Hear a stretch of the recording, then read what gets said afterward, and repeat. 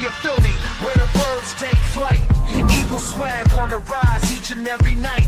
Tone and Markus got the scoop ready to ignite. From the lanes of South Street to the Broad Street lights. Dashing like a running back, hitting every play. Fly guys in the zone, never led astray. Talking touchdowns, talking game day.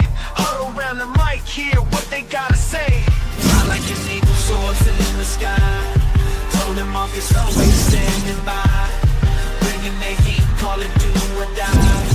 Philly squad, hear the battle cry. Fly like an eagle soaring in the sky. Tone and Markus always standing by. Bringing the heat, call it do or die. Philly squad, hear the battle cry.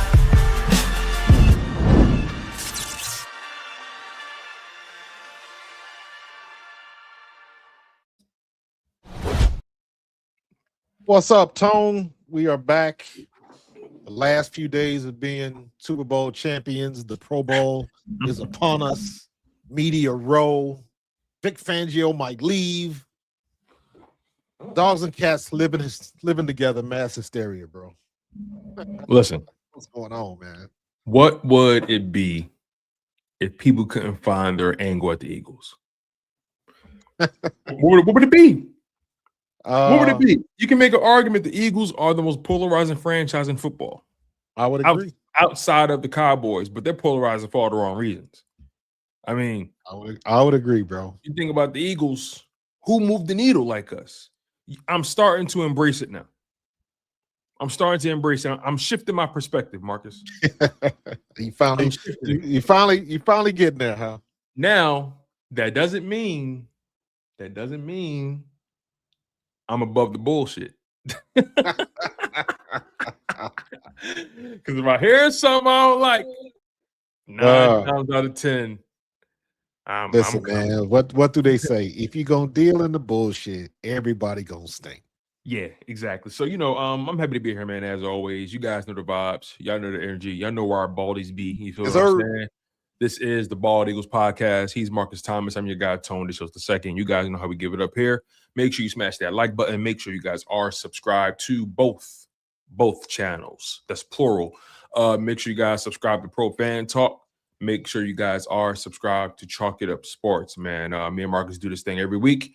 During the season, you get your show twice a week, Sundays and Tuesdays. And during the off season, you get them every Tuesday evening. So make sure you guys stay locked in. We are supremely grateful for all the support you guys have been giving us thus far. All right, Marcus, this is our first time speaking officially since a few moves came down the pipeline. Yeah. So we're not going to waste no time. We're not going to pussyfoot around it. We are going to get right to it. Sean Mannion. Sean Mannion is in. Yes, sir. As the Eagles offensive coordinator. Josh Grizzard is in as the Eagles pass game coordinator. Happy with that hire? Now, before we get there, I think it's important to note that, remember, prior to all of this going down, when Kevin Patullo was demoted or fired, the rumor was they were going to find some role for him. I knew that wasn't going to stick, though. And you and I ultimately knew that wasn't going to stick. No. But for them to bring in Sean Mannion, someone who's 33 years old, young guy, former quarterback coach for the Green Bay Packers, former NFL quarterback, largely was a backup and a reserve guy, but was coached under a lot of smart people, is connected to a lot of smart people. And you bring in Josh Grizzard, former OC for the Buccaneers, also was the former pass game coordinator for the Buccaneers. He's been in the league for a little while, earning his keep, Yale graduate. He's been in the NFL since his college days. He's been interning. He's been doing all the things. So he's a guy that kind of, grinded his way up. So Josh Grizzard and Sean Mannion have two very different paths to their current positions. So let's start with Sean Mannion. Let's start there. That hire comes through. Give me your instant reaction, and we'll go from there. By the time I found out that he was a legitimate candidate, I started doing some homework, and I was like, I'm good with him. Because I saw once I looked at his history, you get over the age, then you look at his history, then you get to the comp. Obviously, everybody wanted to compare him to Kellen Moore because they have similar paths. Both of them came into the league as a coach very soon after their playing days was done. And their transition into being a assistant coach, coordinator to head coach was very short. Now, Mannion is still in the early stages of the path that Kellen Moore took. But it seems to me that based on what I heard, like the information from Matt LaFleur out of Green Bay, I was like, okay, because you don't just do that to anybody. If anybody doesn't know, Sean Mannion was interviewing for, I believe, like a pass game coordinator in Chicago. And he asked Matt LaFleur for help. Like, hey, can you basically saying quiz me to make sure I'm ready for this interview? And he blew LaFleur out of the water. So whatever LaFleur prepped him with to get him ready, Mannion knocked it out of the park. So much so that LaFleur told him, whatever happens in Chicago, I got a job for you if you want it. And I was like, wait a minute, hold on. Because Matt LaFleur ain't no dummy.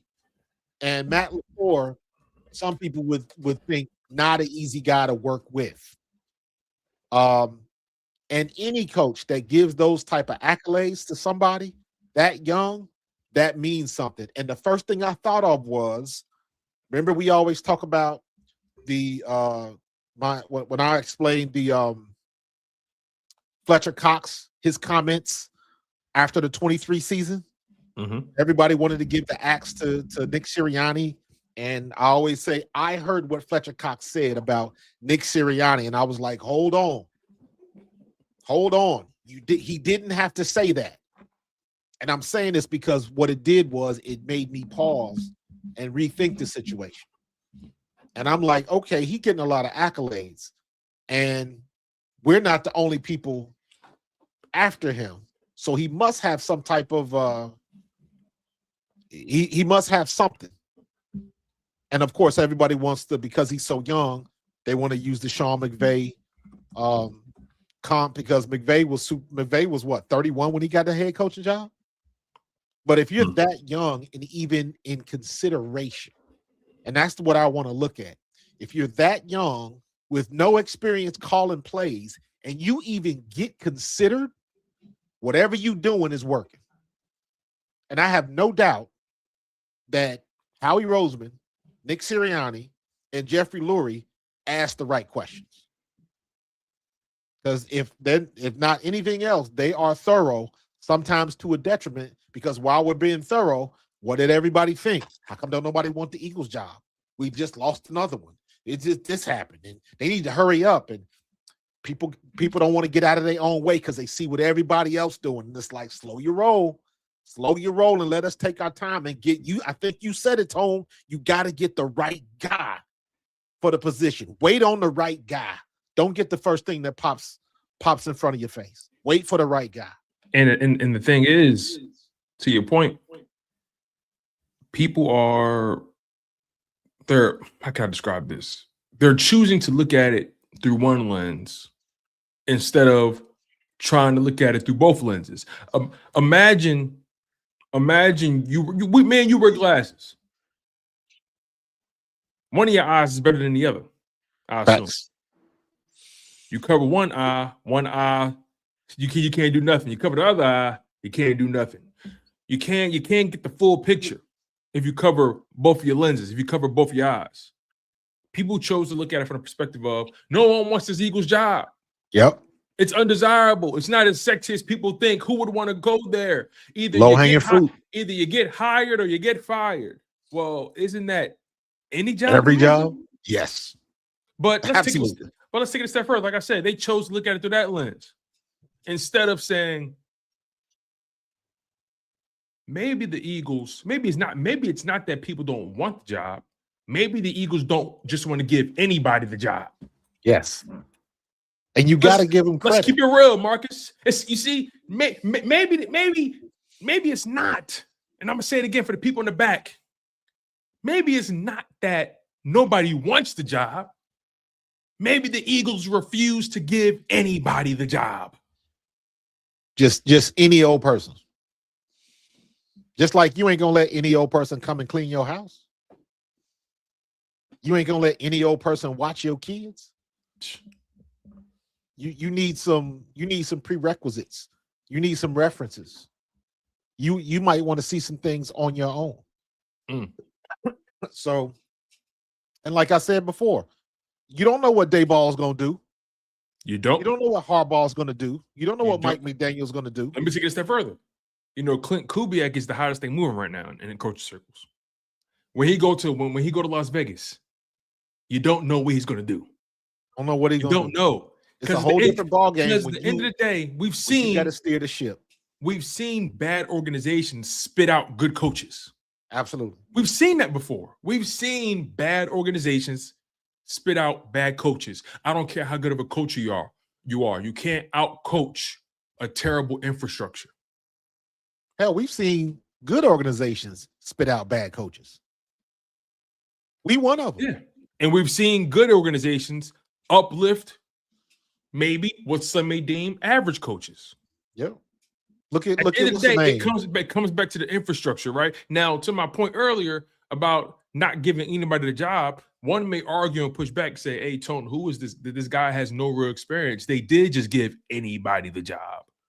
And ultimately, the man has to come in and prove his worth in weight and gold. He has to do the job. So I'm not sitting here jumping out the window and saying, hey, they got it right. I don't know that yet. And neither do you, Philadelphia. We don't know if they got it right. But if I'm looking at their process and I'm paying attention to the moves they make, forget what they say. Pay attention to what they do. And what they've shown you is that they are completely trying to reinvigorate this offensive coaching room. You can't get rid of your Super Bowl winning head coach. You just can't. He's arguably your most consistent coach since Andy Reid. He is your most consistent coach since Love Andy him or Reid. hate him. Love him or hate him. He has done a better job here than Big Red did. You can't deny that. So you have to put things in perspective and say, okay, they went young with this guy, 33 years old, and Sean Mannion. He's a former player. And you brought up the Kellen Moore angle, right? Yeah. Keep in mind, Kellen Moore, he went right to being a quarterback coach for Dallas. Yep. Straight pipeline. He was playing for Dallas last season. The following year, he's the quarterback coach. And then his second year, he becomes the OC. He was the OC for 4 years in Dallas. He became an OC his second year in the coaching ranks. Sean Mannion became a head coach in his third year in the coaching ranks. So my point is, this isn't unprecedented. Nah. The Eagles aren't reinventing the wheel with this hire. This has happened before, and it will happen again. But if you notice, it doesn't happen often. Typically, it's reserved for those guys who people just are blown away by. Right. Typically, it's reserved for those guys who people deem to be unique. Now, again, it all remains to be seen with Sean Mannion. He has to come in and prove it. And I want to keep reiterating that because I don't want people to get our positions confused. I'm optimistic about the hire. Granted, I was optimistic about Kevin Patullo, but I was optimistic for different reasons. When Kevin Patullo got the job, I was optimistic because he's been here and seen everything to the highs and the lows. Therefore, he should know what to do and what not to do. He clearly didn't get the message. Now, Sean Mannion, on the other hand, former player, has played in the league for, I think, about 10, 11 years. For the St. Louis and Los Angeles Rams. He was coached under Sean McVay, played for the Vikings, played for Minnesota. I'm sorry, that's the same team, excuse me. He played for Seattle. He was a practice squad quarterback back and forth. He was coached under so many guys that we respect and hold in high regard. He was coached by Sean McVay, like I said. He was coached by Matt LaFleur, Zack Taylor, Gary Kubiak, Clint Kubiak, Kevin Stefanski, Dave Canales, Grant Udinski. Grant Udinski is the OC in Jacksonville under Liam Cohen, right? Dave Canales, the head coach of the Carolina Panthers. It took him 2 years to get that team back into the playoffs. He's a good coach. You know, we all know what Sean McVay and Matt LaFleur has done. Say what you want about Matt LaFleur and his playoff success. I don't think most of those losses are on Matt LaFleur as a head coach. They extended them for a reason. And the good head coaches are hard to come by. So Sean Mannion comes from good coaching stock. Yeah. And clearly these owners, these GMs, they're beginning to, and again, I said this doesn't happen often, but it happens. Kellen Moore's an example.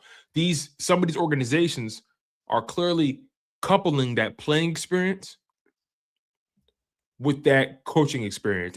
And they're using that as a way to justify the hire. Hey, he's a newer coach, but he's played for so long. He's been on sidelines. He's been in these quarterback rooms. But when you're a backup like he was, and you spend most of your time on the sideline, all you can do is study. All you do is study and stay on that radio during the game. That's all you can do is study and listen. He already had a headset. The only difference was he wasn't telling people what to do. Yeah, and I try to tell people, man, everybody got the same question. Like, why we should have kept Patullo if we're gonna bring in somebody that has never played, call plays before. And I'm like, no. I was like, you got somebody that less than 3 years ago was still on the NFL roster. That means he was still going to practice. That means he was still reading defenses. That means he was still calling blitzes, changing the pass coverage, going Roger and Louie for the offensive line. He was still in the mix, and he still has that muscle memory from how to be a quarterback, dropping back in the lane and reading your progressions. And because he's done that, he can empathize with what Jalen Hurts is going through and offer better feedback than just a regular old coach that's been on the sidelines. And that's, to me, that's the difference, and that's worth, to me, that makes up for any inexperience he may have from calling plays. Because remember, a backup sit there with his baseball cap on, but he got that radio in his ear, so he hears how it's being called. He's got a play sheet. He knows what's going on down a distance. He knows in the third quarter when it's fourth or when it's 3rd and 5 or more, and you in the red zone, that this team runs this defense 28.6% of the time. They blitz 34.8% of the time. He knows all of those analytics and is used to reading off that same sheet. So he's got the muscle memory that makes up for any lack of experience he'll have not being a play caller. He was the play callee. Trust me when I tell you, he understands how that sausage is made. And I think also it was interesting how, again, the pipeline, he didn't take time off, then came back to coach the NFL. He didn't do none of that. He's been in the league since 2015 as a player and now a coach. He's been able to see the NFL offenses evolve over the many, many years. And he's seen some of the best offenses and how they've been able to evolve and create nuances within the same scheme or within said offenses, right? We've seen Sean McVay's offenses evolve over the years. We've seen the Minnesota Vikings offenses evolve over the years, right? We've seen Seattle's offenses evolve over the years, right? He's seen that. And I think that's something. A guy who's been in all these locker rooms, who understands, and you text about this part, understanding the language. Yeah. Understanding what's going on between the ears of these quarterbacks, right? And I think this will be the first time. Well, no, I can't say that because Brian Johnson was a former quarterback in college. But Mannion was a quarterback on the NFL level, be it a backup, but on this level, nonetheless. I'm just curious to see what he's able to bring to the table. He comes from a situation where he was able to, and don't let the stats fool you. When you look at the raw numbers, you say, Jordan Love didn't have a good year. But when you actually, if you've seen the games and you watched Jordan Love play and kept up with certain metrics, this was arguably Jordan Love's most efficient and effective year. Maybe the yards weren't there. He did miss some games or a couple games because of injury, but maybe the yards weren't there. But career high in passer rating and career low in interceptions, career high in TD to interception ratio. He just looked better. Now the outcome is still the outcome. He got hurt still, but he just looked cleaner. He looked cleaner and looked more on time. And I saw him throwing less off that back foot this year. Personally, I felt like he always had a habit of doing that when things got a little wonky for him. So you couple that with the Malik Willis development. Malik Willis, not many snaps, but Malik Willis looked prepared every time he touched that field. That's the best word. That's a big deal. He may have earned him some money because of that, three game stretch he had as a starter. Mm-hmm. So, and it just goes to prove that when you are with the right people, and you can.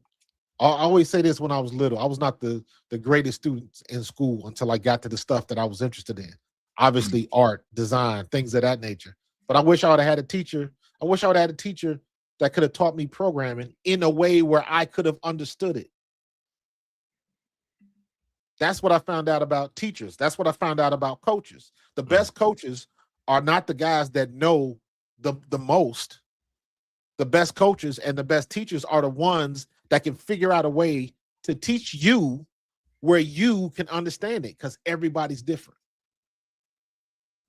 And the best coaches and the best teachers know how to bridge that gap. So again, Mannion being there, they not stupid. Howie is not stupid. Howie knows how to hedge his bets, and I'm glad you said that, because I'm glad you said that. Hedging your bet. You don't make this type of decision unless you do your homework. Yeah. You don't. And we all know, if nothing else, Howie Roseman does his homework. So I'm not worried about this in the least. There's a reason they made this hire. Mm-hmm. There's a reason they went and immediately hired Grizzard. So I'm good. Once again, let me get my hands up. Howie, you got it, bro. Got supreme confidence in you. Mm-hmm. So I just need to see, to your point, how him and Jalen vibe. Jalen can get along with anybody. But can somebody figure out a way to get the best out of Jalen? Brian Johnson couldn't do it, and they was friends. And I don't think Jalen Hurts was terrible to Brian Johnson. It was just his touchdown to interception ratio just wasn't his best. But he was getting the yards. It seemed like he was more gunslinging it that year. You know what? In my opinion, they didn't use him. You didn't use him to the best of his ability. Yeah, it seemed like they just said, "Hey, just pass us out of everything." Shane Steichen and Kellen Moore got the best out of Jalen. Yeah, he ran how he needed to run. Skill sets. Yeah, he ran how he needed to run, and we got the best out of him. Now, I will say this: Brian Johnson was what, 23? What, as far as age goes? No. That year he was the OC. Oh yeah. That was 23. Yeah. So that's when the bottom fell out, right? Mm-hmm. And I tend to think, just like this year, if this year was pretty much all on the offensive line and Kevin Patullo. But in 23, if the defense plays better, I think Brian Johnson still has a job. Yes, and also I'll say this though, but here's the kicker though. Brian Johnson didn't, and I don't think Brian Johnson was as bad as people say, but where things got spooky was those last 3 or 4 games of the season. It just seemed like they couldn't generate anything offensively. Anything. You lost to the Giants, you underperformed against the Cardinals, and you blew that lead. I mean, it just seemed like, and that game in Seattle. Yeah, in the game in Seattle, offense just bottomed out. The offense did bottom out in that last quarter of the season. That is a bona fide fact. But their defense was inconsistent all year long. All year long. So I mean, exact opposite of this year. yeah. Both seasons had their own tale of two sides of the ball. Yeah. So again, I am curious to see. I am curious to see what Sean Mannion can bring to the table. when it comes to Jalen Hurts. And you said that Jalen Hurts can get along with anybody, but so that's not the problem, right? The problem or the goal shouldn't be to win over Jalen Hurts interpersonally. The goal should be to win Jalen Hurts over as a coach, coming in prepared, having answers. Yeah, but you have to take into consideration his age. You have to. That's to me, that's not a normal relationship. That is the same. If anybody in the chat, if you played in college, if you was playing college ball, regardless of sport, there was always an intern. And it was usually somebody that played football that may have been a senior when you was a true freshman, and now they're interning to be an assistant coach. And you're like, wait a minute, we used to practice together.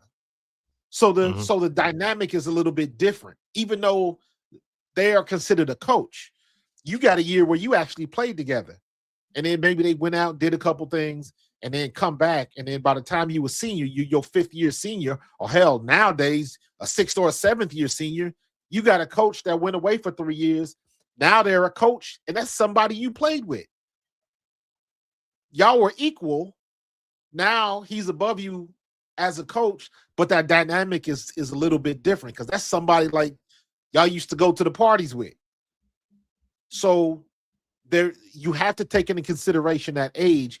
That's why I think when I use that phrase, the muscle memory is still there, and he'll be able to relate to Jalen a lot better. I'm not necessarily talking about being buddy friends, but whenever you start a job, Tone, when you start a job, you will immediately know if you go into an office setting, it takes you about a week to figure out the people that you jive with, where your personalities align, and the people that you don't. A week. And the people that you Marcus, exactly. I'm being gracious with the week. It takes me one day. One day. And then you can say, well, you don't like such and such? You already know. Well, why not? It takes me one. You just know. Listen, I just got finished going through that in November last year. Yeah, I told you about the new job I started last November. Yeah. That's why my schedule's kind of been all over the place this this go around, and things kind of got a little weird for me. But it took me 1 day, 2 at the most, because you don't meet everybody in the same day. Right. So to your argument, let's just say a week, because you can't meet everybody in the same day. Let's say a week. You're right. Let's say a week. But in that first day, maybe not everybody, but you can already start to make the determination who you can rock with, who you can't. Yep. Who you got to be on your who you got to be on your P's and Q's around. Who can you relax a little bit around? Yep. You know who coming in late for break. You know who turning in them TPC reports late. All of that type of stuff. And then there's always somebody that's always in trouble, looking for somebody to get in trouble with. So you got to watch where you step, especially if you're in a new environment. So, absolutely. But we saying all of that to say you know pretty quickly if your personalities vibe. You know pretty quickly if you ain't got to be buddy friends, but you know who you can work with and why, and who you can't. You know the people that you got to work with them, but they don't ever want to do no work. But then they're the first person to ask you, where did you check in with such and such? Did you get that thing done? Because we got to get done. So did you get it done? Like, what's this we stuff? Because I'm doing all the work. So you got different dynamics like that, but the personalities just have to align, getting on the same page. And I think, again, because of his youth, they're going to look at each other kind of as equals, because that's an awkward situation for Mannion, not for Jalen. Jalen's under contract. He ain't going nowhere. Mannion is the one that's got to make it work. So he'll be, again, I think his experience as an NFL quarterback and not too long out of the league works to our benefit. I'll say this too. To everybody's point about nobody wanting a job in Philly, just for this moment here, let's just roll with that, right? Let's roll with that. Just for a brief moment, Marcus. Let's say nobody wanted the job in Philly. Let's take it a step further. What was the reasons they said? The reason they said, oh yeah, either you get hired or you get fired, or the environment's expectations are too high. It leaves too much room for a coach to either rise like a phoenix or fall and burn into the ashes. You know, the disparity between success and failure is too wide, right? The fan base. They mentioned all those things, right? If you want to give Sean Mannion credit for anything, give him credit for having balls. For saying, you know what? Y'all don't want this gig? Oh, y'all must not see what I see. I see passion. I see dedication. I see investment, not just from the organization, but I see investment from the fan base. I don't care what anybody says. You don't want to go anywhere where nobody does not care about what you do. Nobody wants to work anywhere irrelevant. Nobody wants to work for anybody that's not going places. Right. So when you think about it from that perspective, say what you want about the Philadelphia Eagles fans. When you rocking or we rolling, and we'll bleed for you. We'll fight for you. We'll hold it down in any city we in. Just check the captain's log. Check the flight manifest. Just check the flight manifest. Wherever they at, we going. You come in, you do your job. You come in, you hold it down. You're effective. You're useful. You see, I always think back to one of my favorite quotes in life from one of my favorite actors, one of my favorite people, Arnold Schwarzenegger. And he had a quote in his documentary series that came out on Netflix a few years ago. And he said it came by way of his father. And he didn't have the greatest relationship with his dad. But he said, the one thing his dad taught him in life, he said, Arnold, be useful. Facts. Be useful. When you come to Philadelphia, if you're useful, you ain't got to pay for another cheesesteak in the city again. Facts. You ain't got to pay for another water ice, another soft pretzel in the city again. You feel what I'm saying?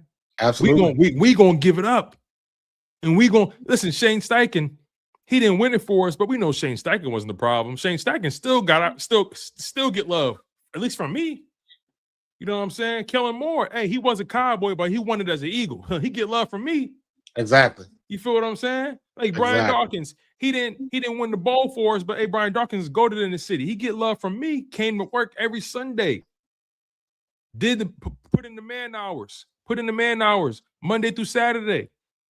Hey, Andy Reid, things didn't go our way, but hey, Andy Reid gave us his best. Went through it all. 2 lost kids. Yeah.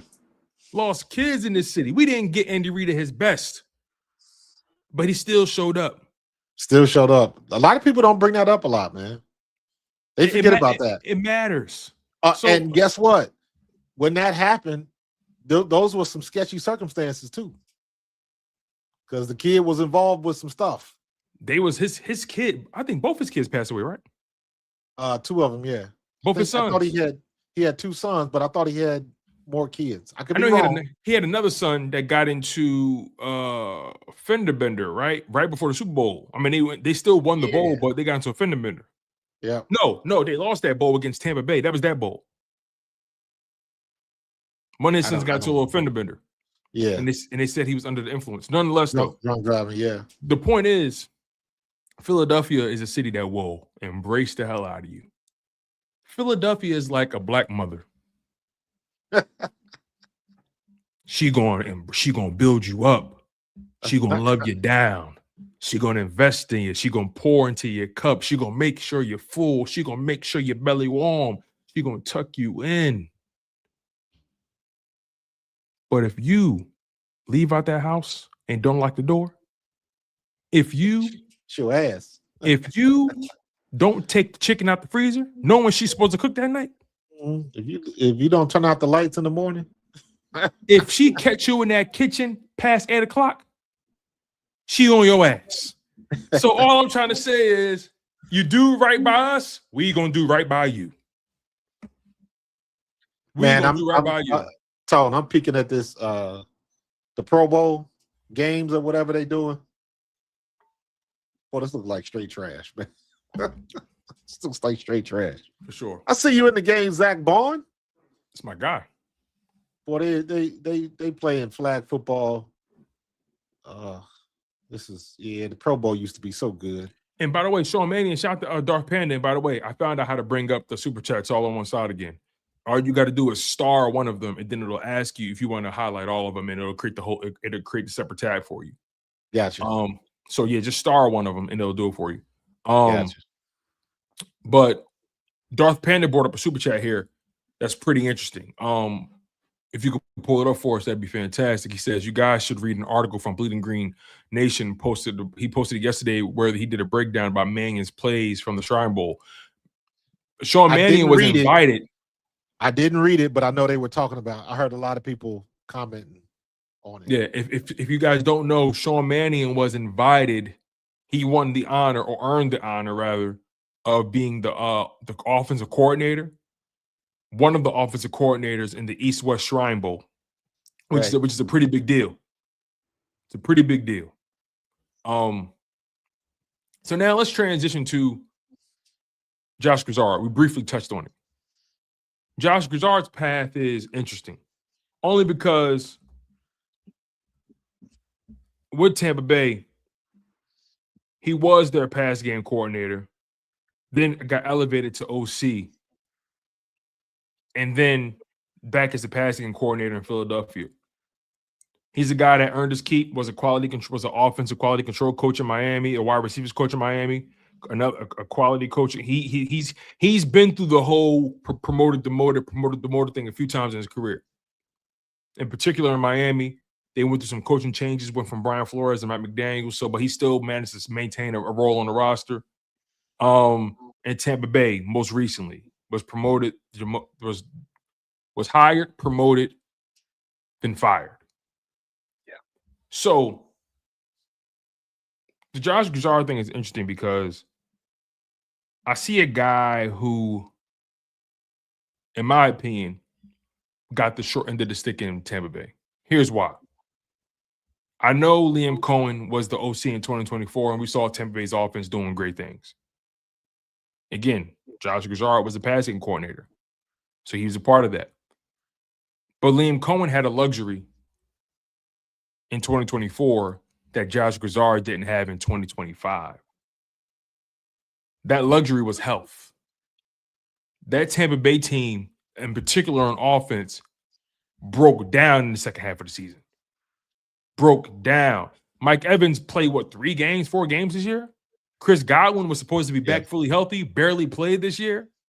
Their best receiver was a rookie, Emeka Ibuka, who had a really good year. Don't get it twisted, and he did his job. But Emeka Ibuka couldn't even afford to take a game off. I mean, I think he missed a game too, if I'm not mistaken. Let me make sure I got that right. They were decimated. So Emeka played in all 17 games, started in 13 of them. But they were decimated at the skill position. They were injured on the offensive line. Their star running back, Bucky Irvin, I believe it is, right? He was in and out of the lineup with injuries. Yep. That offense couldn't stay on the football field from a health perspective. So,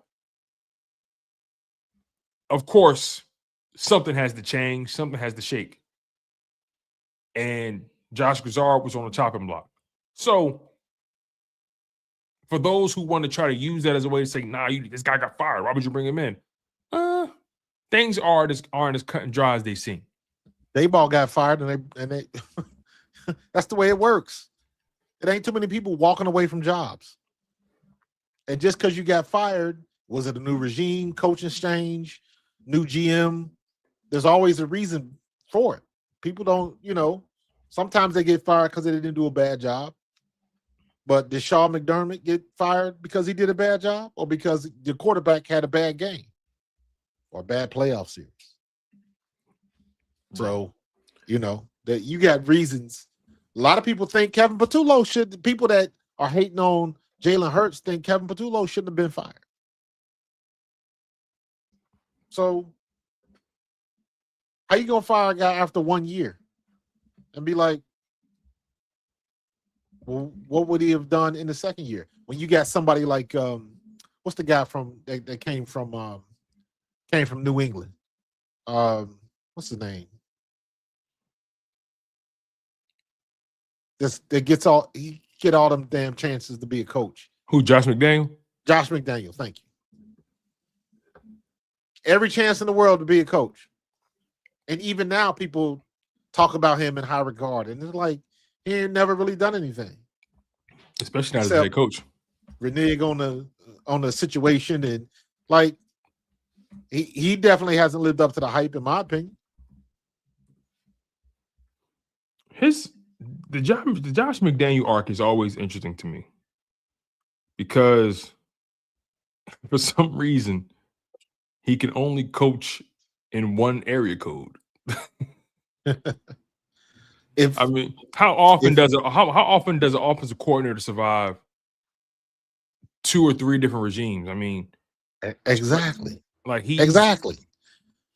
If anybody else would have done the things that he did, they would never coach in the league again. The way he reneged on certain organizations, and yeah, he would not. That person would not be in the league. They'd be coaching XFL or something, or up in Canada, or relegated to coaching in college. Mm-hmm. But I don't know why this dude gets the benefit of the doubt time and time again. He does, but I will say, if you got a Patriots jersey on, he know how to coach you. He's getting the best out of Drake May. Good. Is he? I mean, look where they are. Yeah, you're right. Look where they are. Pause. They are in the Super Bowl, but second year, by the way. Drake May's performance in the playoffs has been dreadful. I do not see that's a good Drake point. May beating Sam Darnold. That's a good point. Some argue he may be hurt, but nonetheless, if you're on the football field, get it done. You got expectations, bro. Big ones. You're gonna be listen. If Drake May, if he loses this game, that's strike number 1 for the Tom Brady lovers. Because there's expectations in New England. Everything's cute right now for Drake May. Yeah. Everything's cute right now. But you lose this game because we all know all too well it ain't easy to get back. I want to hear that. I want to hear that narrative on all of the Drake May lovers. It ain't easy to get back. Nope. I'm not saying he's a bad quarterback. I think Drake May is very good. I don't think he's reached his potential yet. Oh, of course not. He's in year 2. Of course not. But I think he's trending in the right direction. I like Drake May. But that organization has lofty expectations. And look, they're going to be in the mix for a while as long as he stays healthy. And, they continue to build around him and so on and so forth. He can play. Yeah. His playoff run hasn't been desirable, but he can play. We'll see if he puts it together this week. But again, it's cute right now. They're in the big game. You better not lose it. New England that's Boston. That's Boston. New England, they're winners over there. Yeah. Don't lose this game, Drake. You see, Seattle can handle it. New England, no. We'll see. It matters what you do in the playoffs. Yes, you get a lot of credit if you got there, but if you get there and don't get it done, what did you do? So take the moral victories if you want to. We clearly don't get that benefit of the doubt. Let me just say it like that. We don't get that benefit of the doubt. Mm-hmm. Philly definitely doesn't get that benefit of the doubt. And all Philly has ever done is be on your screen. Sunday nights, Monday nights, Thursday nights, playoffs, January, February. It's all they've done. That's why when you really zoom out and you think about what people say about Philly or try to say about the way the Eagles do business, how they hire guys, how they fire guys, their infrastructure, when you really zoom out and really try to listen to those people, you realize, they're just pissing in the wind. It sounds good when you're yelling and you talk real fast and you got all the makeup and the suits and you got the backdrop and the graphics. It sounds good. Yeah, Philadelphia doesn't know that job is not desirable, or Philadelphia isn't the team you want to coach in that fan base in that organization. Either they're winning Super Bowls or their first round playoff exits. It's like, well, we all know winning the Super Bowl isn't easy. Getting there ain't easy. No. Getting into the playoffs ain't easy. But you got a lot of fans with unrealistic expectations. But we're talking about an organization who's been in, let me make sure I got this right. It's 2026. So 2018, 2019, 2020, 2021, 2022, 2023, 2024, 2025, 2026. That's 9 Super Bowls. The Eagles have been in 3 of the last 9 Super Bowls. And that's a 34% clip. That's a pretty damn good clip. All things considered. Yes. And in the past 5 seasons, they made the playoffs every single year.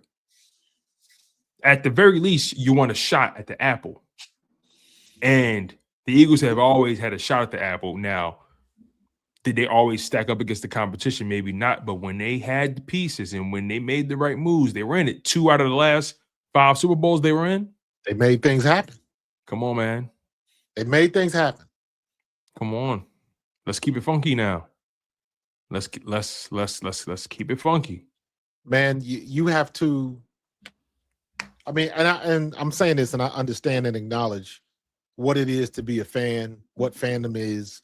And most people still listen to the sports talk radio and all of that type of stuff.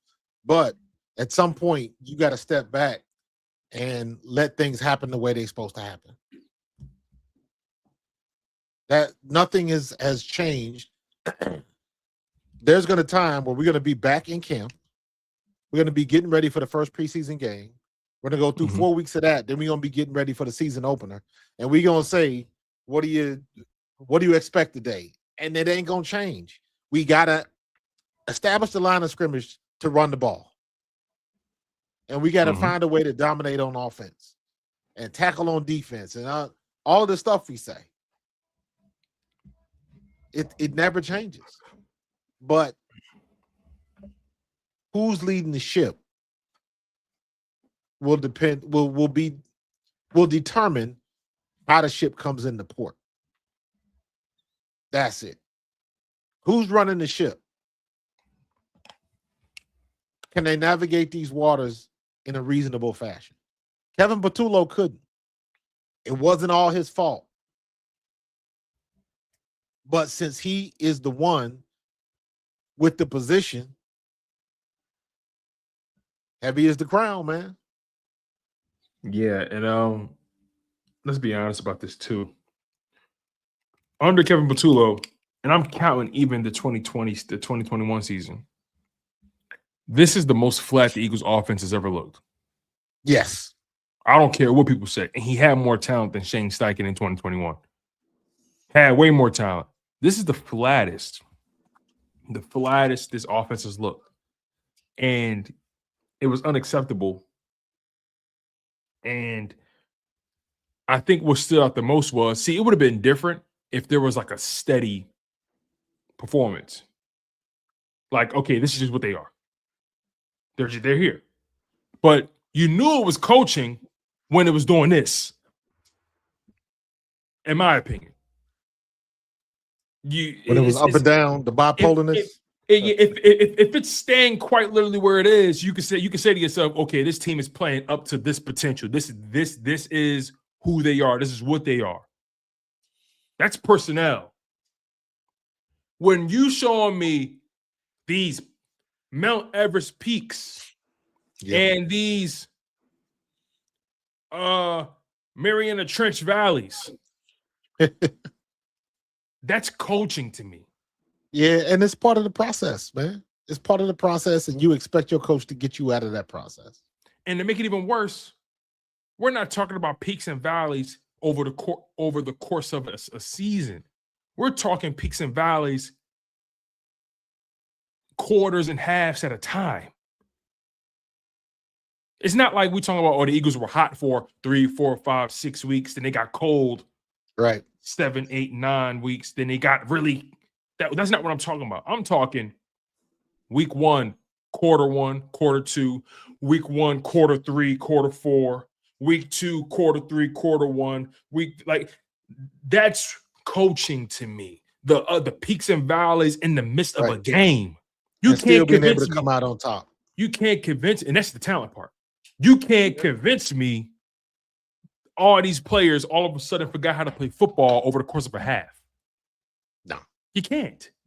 You can't convince me that all of a sudden these opposing defenses completely cracked the code on these guys. Right. I'm not saying they didn't, but they cracked the code because there was no code. The safe was already open. There was no code to crack. The safe was open. They walked in and said, "Oh, damn. They left the keys in the door." Pretty much. So, that's why Kevin Patullo deserved to be fired. Did Jalen Hurts have his best year? No. Did the offensive line have their best year? No. And I put a lot of their failures this year on the lack of running game. But I know what those guys are truly. I think they were dealing with a lot of injuries on that line. I think that entire line was more hurt than they let on. Absolutely. I think Mailata was hurt too, but he gutted it out all year. I think that entire line was hurt. I think that 2,000-yard rushing season did more damage to them than it did to Saquon Barkley.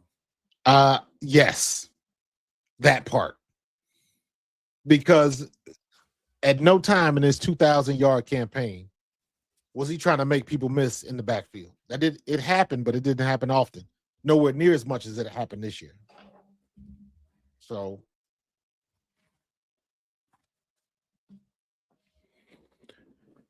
I'm curious to see where Sean Mannion takes this. We're going to find out. We're going to find out like we always do. Those first several weeks is going to tell us everything. And I think it should be. I think at the very least, this should make the Eagles one of the most interesting case studies in the 2026 season. I think it's more. Right now, it's more important that we replace the defensive coaches.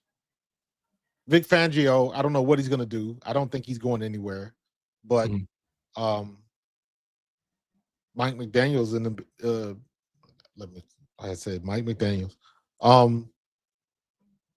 If Vic Fangio decides to leave, what I would hope to happen would. If this is his last year with the Eagles, I would like to see a press conference before we get to the bye week to announce that and let everybody know Clint Hurt is going to take over. That's what I would like to see.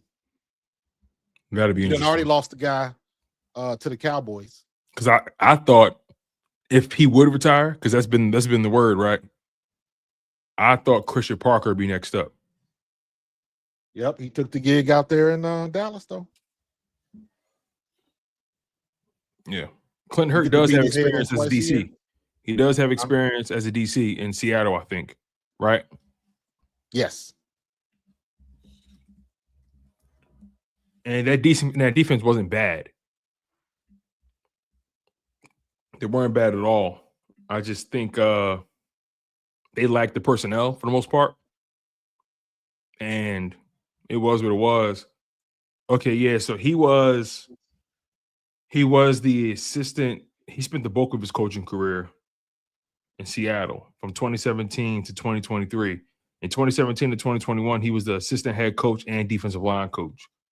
And 2022 to 2023 for 2 seasons, he was the DC. So, look, again, I don't think their defenses were terrible under him. I just think that talent that they cultivated matured. Yes. And now we're seeing the fruits of that. They also have a defensive-minded head coach too, and what's his name? Mike McDonald, something like that. What's the dude's name? Something McDonald. It might be Mike McDonald. I don't know. Regardless, though, we'll see. We'll see when it comes to Clint Hurt because Fangio obviously brought him in. He's somebody he trusts, somebody he respects. And also, let me say this. Yeah. Because I heard a lot of rhetoric today and yesterday about Vic Fangio kind of him-hawing about his decision. And I'm like, hold on. When somebody's going to make that decision, it's up to them to understand and know when it's time to go. They can have 1 foot in and 1 foot out. Don't matter. They could be 3/4 of a way out. And if they decided they want to play, ain't nothing that you can say that's going to stop them. Mm-hmm. Yep. And also, let's be clear about this, too, when it comes to Vic Fangio. For those of you talking about the retirement stuff, and maybe he thought about, maybe he's considering it, maybe he's not. One thing I know about Vic Fangio, I don't care what these so-called sources say. When Vic Fangio wants you to know something, he gonna tell you. And he be real. Vic Fangio is the type that he ain't gonna let nothing slip through the cracks. Nah, he ain't gonna sugarcoat it. I think this is like pure speculation. I think this is people just trying to, you know how some people try to get ahead of a story and therefore they just throw things out there, or you know what it is, they talk to people and they don't have a definitive source, but this person that's a source says, I wouldn't be surprised if he retires after this season. And then they get enough of those. They get enough of those, and then they say, sources around the league say this could be Fangio's last year. Well, anybody can say, I wouldn't be surprised because he's older. Anybody can say, I wouldn't be surprised if they trade Patrick Mahomes. You ask enough people, all of a sudden, sources around the league say Patrick Mahomes could be traded. That's not enough for me. Especially how Vic Fangio carries himself. He's gonna let you know.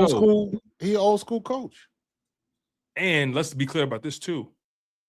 Let's not act like he showing signs of wear and tear. Exactly.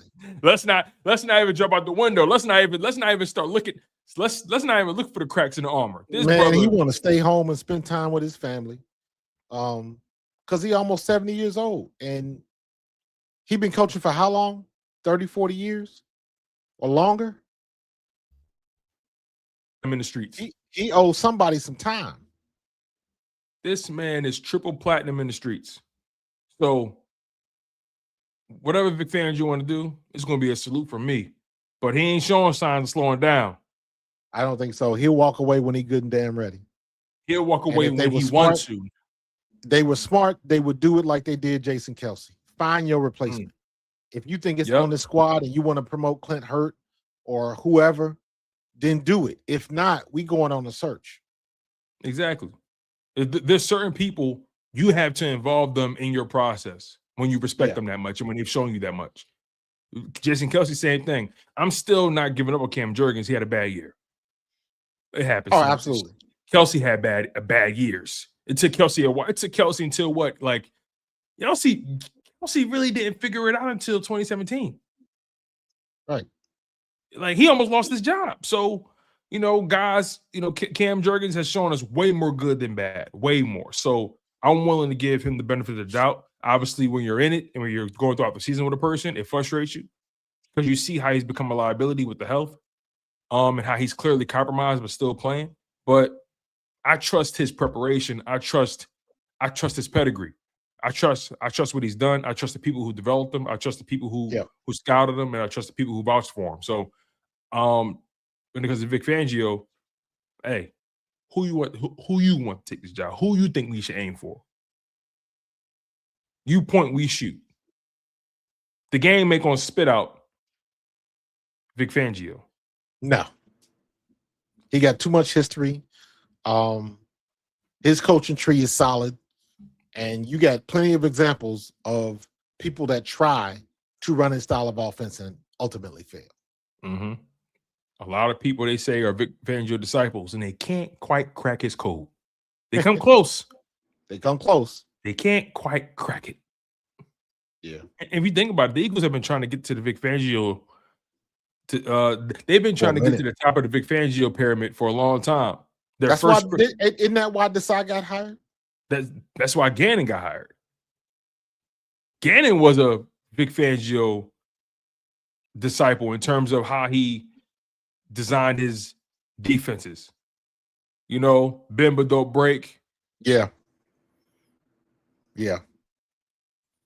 I remember that first Super Bowl year. That's exactly what we did. Bent but no break, and all over the field, and it was working. Mm-hmm. And to that last game of the year.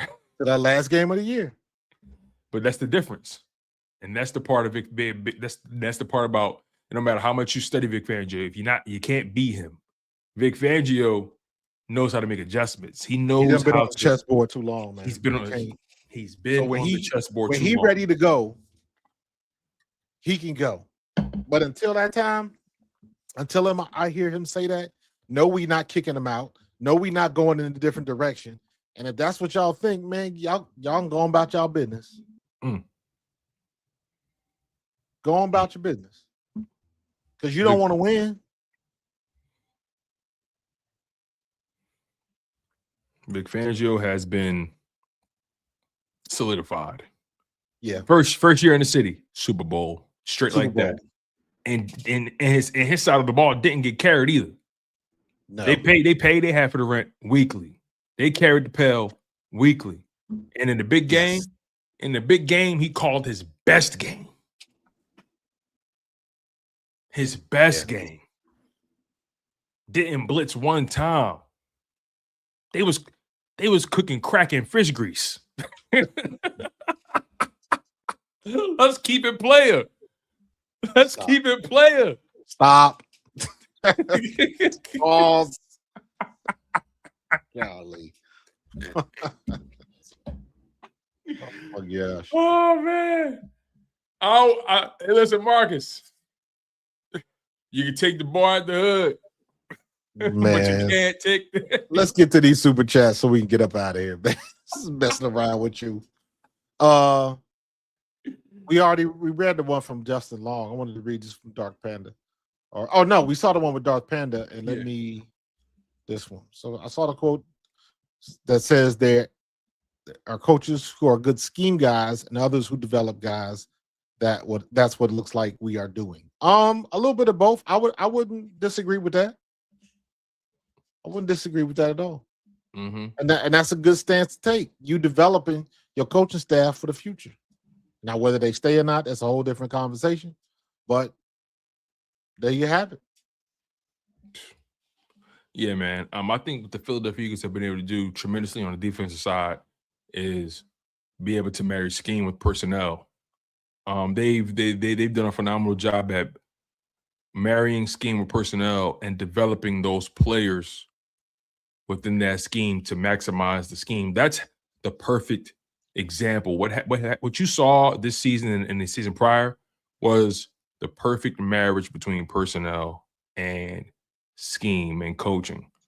I think when you get to the offense side of the ball, you're asking Sean Mannion to come in and really not necessarily reinvent the wheel, but you're asking him to bring in his own spokes. Does that make sense? You're asking him to come in and look, this playbook, we've won with it. That's not the problem. The ingredients aren't the problem. The cookbook isn't the problem. We had somebody in the kitchen that was burning boiling water. So we're asking Sean Mannion to come in and create some sustenance. Hey, Sean Mannion, can you come in and make some bacon and eggs? Hey, Sean Mannion, can you make a turkey and cheese sandwich with a side of potato chips with side of potato chips? Hey, Sean Mannion, can you make a nice meatloaf, mashed potato and peas dinner? That's the big question though. Can you come in and do the staples? That's the question that people want to know. That's the biggest question mark, X factor, unknown variable that we have. Is he going to improve upon what we had last year? That is the only thing we should be worried about. If he does, that's a win. We got the right guy. But if he doesn't, and you gotta look at it from the standpoint of, is it really hard to be better than Kevin Patullo? Yeah. That's a good point. So the bar is very low. We still got Saquon. We still got Smitty. You know, I don't know what they're going to do with Dallas, and we don't know what's going to happen with A.J. Brown. But let's just assume at least A.J. stays. You still got that three-headed monster with your two receivers and your quarterback. Yeah.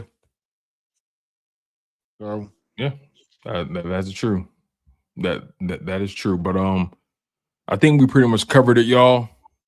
Make sure you guys smash that like button. Make sure you guys are subscribed to the channel. I'm really curious to see, what this looks like. Jalen Hurts is the quarterback for the foreseeable future. And no matter what people say about him, the ceiling is Super Bowl MVP. that never changes. And Mike Greenberg said something pretty interesting. I think yesterday. Yeah, and he finds himself getting caught up in the nonsense too, but he said something actually of substance not too long ago. I think it was a couple days ago this week.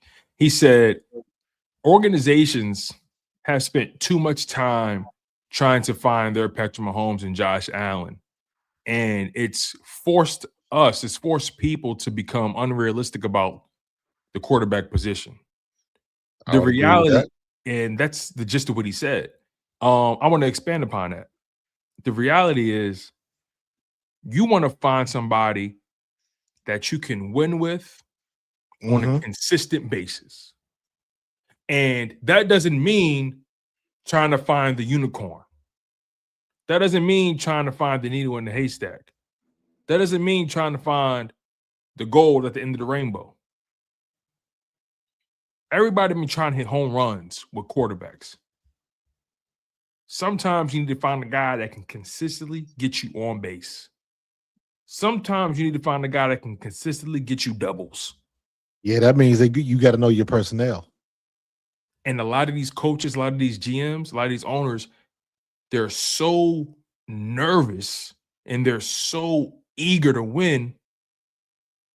They don't take the time to really understand their personnel. I think I give the Eagles so much credit for really understanding their personnel. They saw a quarterback that had the leadership it took to be at the position. They invested in them. They developed them. They built around them. And all you want from a guy is to be able to make good on what you gave him. I don't care where he was drafted. I don't care how you feel about him from a draft perspective or a scouting report perspective. When you gave him the tools, did he build you a house? Or did he burn it the hell down? As far as I know, Jalen Hurts can build a house. HGTV type shit. Well, Jalen Hurts just threw a touchdown in the Pro Bowl. A flag football touchdown, man. Listen, it still comes down to at the end of the day, you got to win the chess match on the field. And I think he can do that. So that's going to be the biggest question mark. More than anything else, what is he going to tweak in the offense? What is he going to tweak in the offense? And he's going to have complete anonymity, complete autonomy. That's the word they use. Complete autonomy with the offense. And it's all okay. Well, I'll believe it when I see it. Yeah. I mean, look, it's still Nick Sirianni's playbook. And you talk about it all the time. These playbooks got thousands of plays in it. Absolutely. They all don't suck. You need somebody that just know how to use the play. I did like the conversation they were having about motion, though. I did like that conversation. To use it, not use it, it ends up becoming the pain in the ass. But it works.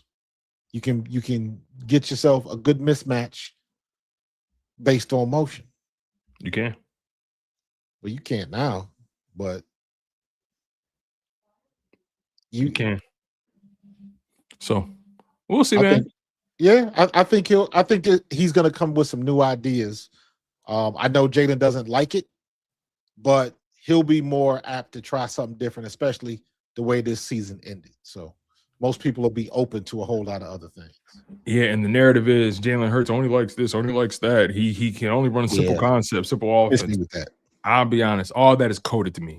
Miss me with that. If you catch my drift, Marcus, all that language is coded. Yeah. So, Jalen Hurts is on record many a time saying, "Hey, we rely too much on deep shots. We're not taking advantage of the middle of the field enough. We have to stop playing not to lose." Jalen Hurts is on record holding this offense accountable, in particular the staff. Yep. So overall, we'll see how it goes. Green Wingman, thank you for the super chat. This year's no excuse not to get wide receiver 3 involved. I agree 100%. Jahan Dotson, Cooper. If Wilson is healthy, I agree with you. Yes. Well, Dotson a free agent. I doubt he comes back. Somebody's going to take a chance on him and give him maybe a 2 or 3 year deal. Yeah, I agree. I think this is more into the offense. We got Dagger at the bottom, I think. I like a little bit more speed at wide receiver 3. I didn't think speed was a problem. Dotson was a deep threat whenever he got the shot. Yeah, I don't think speed is the issue. I didn't think speed was the issue. Nonetheless, though, that's all I got. Yeah, that's man. all I got.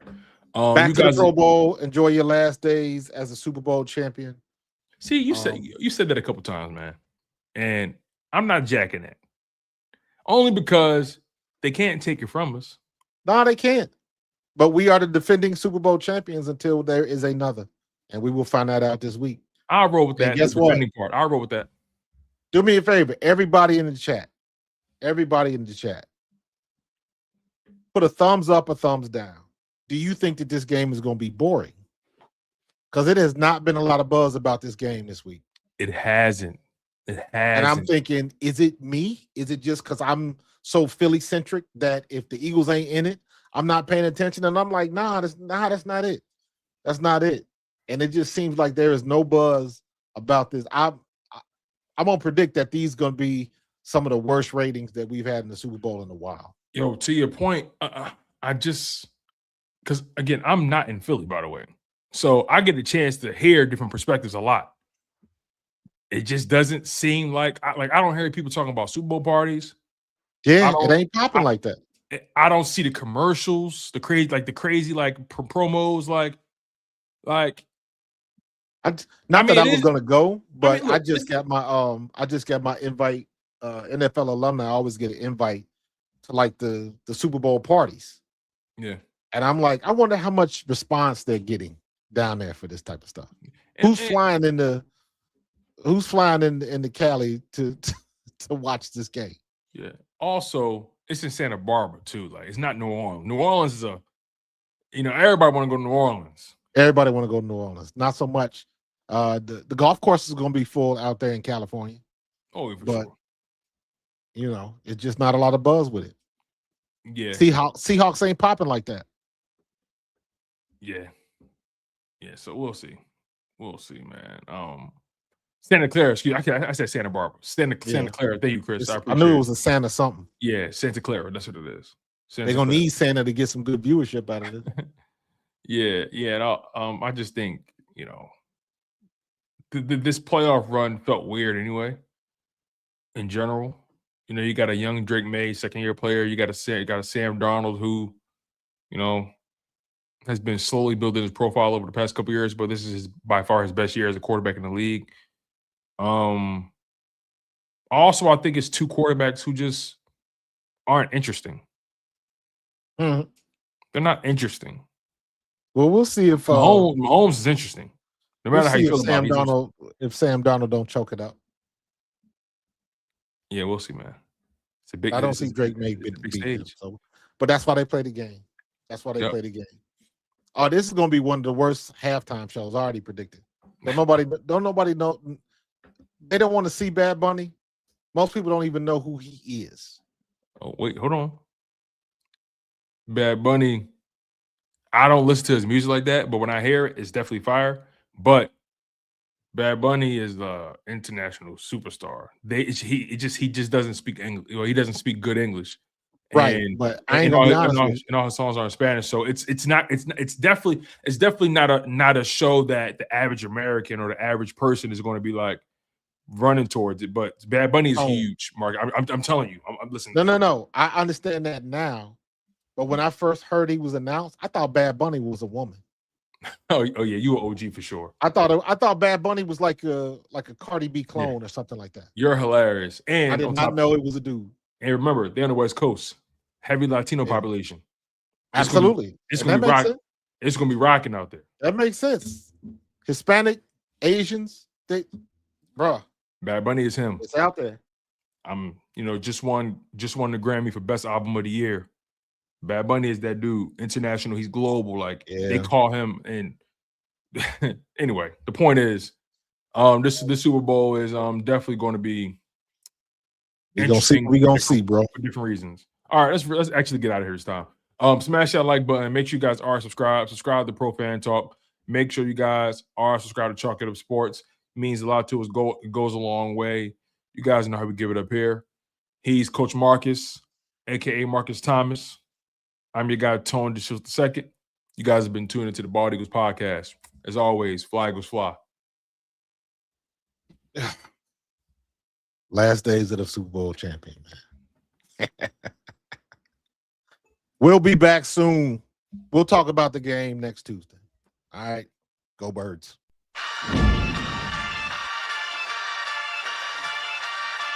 In the city of Philly, where the birds take flight, Eagle swag on the rise each and every night.